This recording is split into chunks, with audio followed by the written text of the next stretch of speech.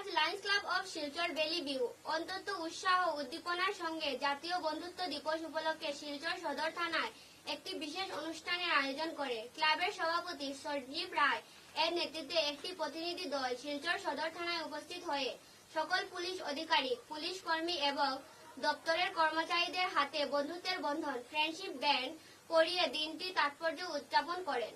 পাশাপাশি পারস্পরিক সৌহার্দ্য, সম্পত্তি ও দৃঢ় বন্ধুত্বের প্রতীক হিসেবে সকলের মধ্যে মিষ্টি বিতরণ করা হয়।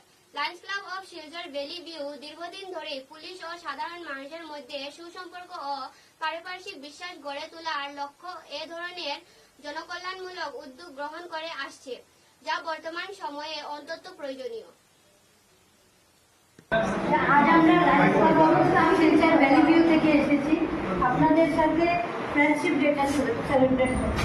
বিগত 3 বছর থেকে আমরা সদর থানায় এসে এই ডেটা সেলিব্রেট করি, কারণ আমরা মনে করি যে সুস্থ সমাজ ব্যবস্থা চলার জন্য পুলিশ প্রশাসন এবং পাবলিকের রিলেশনটা মজবুত হওয়া খুবই প্রয়োজন।